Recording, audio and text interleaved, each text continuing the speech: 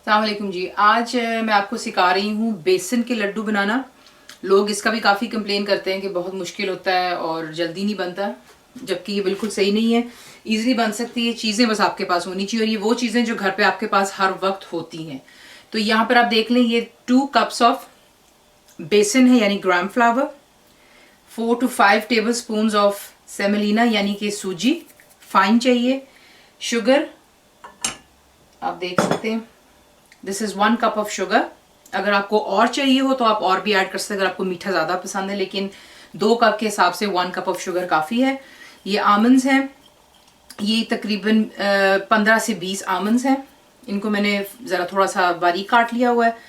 और यहाँ पे है 1/2 कप ऑफ, आप घी भी इस्तेमाल कर सकते हैं या अनसॉल्टेड बटर। तो अब आपको दिखा देती हूँ, इसमें ये इलायचियाँ भी हैं। अगर आपके पास पाउडर नहीं है तो आप 10 से 12 साबुत भी इस्तेमाल कर सकते हैं, सिर्फ उसका आप छिलका जो है ऊपर से आउटर कवर वो उतार लीजिएगा। मैंने यहाँ पर कढ़ाई चढ़ा ली हुई है, इसमें पहले हम बेसन ऐड करते हैं। बेसन के साथ ही आपने सूजी और जो ये है इलायचियाँ ये डाल लें, और इसे अब हम मिक्स कर लेते हैं।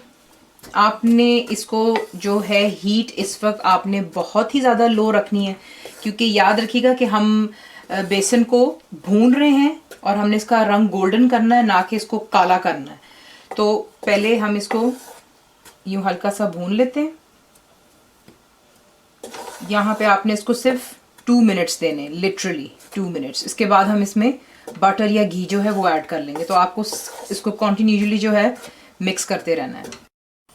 2 मिनट्स के बाद हमने इसमें स्ट्रेट अवे जो घी है या बटर आप जो ऐड कर रहे हैं वो इसको बीच में ऐड करके हमने इसको बिल्कुल लो हीट के ऊपर 5 मिनट्स के लिए लगातार अच्छी तरह इसको हमने भूनना है। तो मैंने इसमें घी डाला है, अब इसको अच्छी तरह मिक्स करके इसे भून लेते हैं। आपको शायद लगे कि घी कम है या कुछ, लेकिन ऐसा हरगिज़ नहीं होता। जब इसकी जो पहचान है कि बेसन जो है यानी कि ग्राम फ्लावर भून रहा है, ये एक बहुत ही स्वीट सी खुशबू देता है। इससे आपको पता चल जाता है कि जो है आपका बेसन वो भून चुका है। तो जब तक इसकी मीठी मीठी खुशबू नहीं आती है तब तक हमें इसे अच्छी तरह भूनना है। प्लस अभी आपका कलर देख सकते हैं कि थोड़ा सा पेल सा है, हमने इसको गोल्डन ब्राउनिश सा हल्का कलर करना है। तो इसको आप बिल्कुल लो हीट पर 4 से 5 मिनट के लिए यूं ही मिक्स करते हैं। अब आप देख सकते हैं कि 5 मिनट के बाद जो है इसका टेक्सचर कुछ यूं दिखता है। तो अब हमने क्या करना है कि थोड़ी सी फ्लेम अब मीडियम पे करके we have to give it another 6 to 7 minutes. यहाँ पर हम इसको मीडियम हीट पर भूनेंगे ताकि इसका कलर थोड़ा सा और डार्किश ब्राउनिश कलर हो जाए। तो अनदर 5 to 6 मिनट्स को दे देते हैं। तो हमने इसे 5 से 7 मिनट और दिए हैं मीडियम पर। अब आप देख सकते हैं कि इसका कलर जो है अच्छा खासा गोल्डन सा हो गया हुआ है, और इसकी जो स्वीट स्मेल, जैसे मैंने आपसे कहा था कि इसकी पहचान ही होती है कि बेसन रोस्ट हो गया हुआ है जब इसकी स्वीट स्मेल आती है और लिटरली पेस्ट सा बन जाता है। तो अब हमने इसको सिर्फ ठंडा होने के लिए रखना है, नॉट लिटरली कोल्ड। इसको वार्म होना चाहिए, फिर हम इसमें शुगर ऐड करते हैं। शुगर अगर अभी हम इसमें ऐड करेंगे तो शुगर पानी छोड़ देती है और लड्डू नहीं बन सकते। इसलिए इसका ट्रिक यही होता है कि इसको भून लेने के बाद हमने इसको सिर्फ वार्म जब हो जाएगा तब उसके अंदर में हम शुगर ऐड करेंगे। और प्लीज़ मेक श्योर कीजिए, don't put your hand in this straight away. So अब हम इसको रख देते हैं थोड़ा सा वार्म, जब तक ये वार्म हो जाता है, क्योंकि अभी ये बहुत बॉइलिंग हॉट है। हमने इसे 5 से 7-8 मिनट के लिए इसको रखा है ताकि ये थोड़ा सा वार्म के उसमें आ जाए, नॉट इन हॉट। तो ये वार्म हो चुका हुआ है। इसमें अब हम जो है शुगर ऐड कर लेते हैं।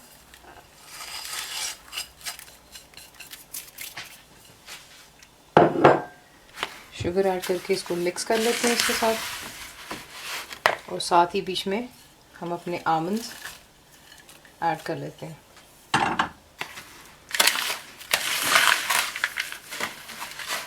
इस तरह इसको आप मिक्स कर लें।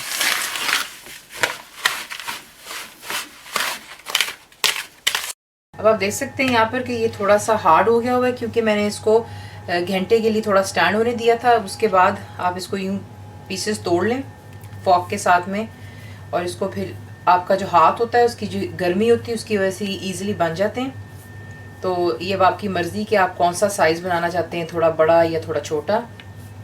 तो मैं ज़रा थोड़े से छोटे साइज़ के बना रही हूँ, यहाँ आप देख सकते हैं।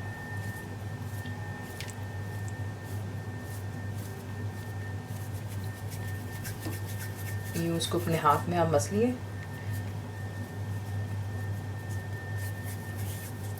और यूँ आपके बेसन के लड्डू तैयार हो जाते हैं। ये ज़रा मैंने छोटे साइज़ के बनाए हैं, इसी तरह हम बाकी के बेसन के भी लड्डू बना लेते हैं। तो जनाब ये देखें आपके बेसन के लड्डू तैयार हो गए। गार्निश के लिए आप 2 से 4 बादाम काटें और आप इसके ऊपर हल्का सा जब दबाव देते हैं तो वो साथ ही इसके चिपक जाते हैं। तो 2 किलो बेसन के अंदर में काफ़ी आपके लड्डू तैयार हो गए। मेक श्योर कीजिए आप इसको किसी एयर टाइट कंटेनर में रखें ताकि ये मॉइस्ट रहें। 1 हफ्ता कम से कम आपका जो है बहुत अच्छा गुजरेगा। प्लीज़ डू ट्राई कीजिएगा और बताइए आपको कैसा लगा। And thank you for watching the video.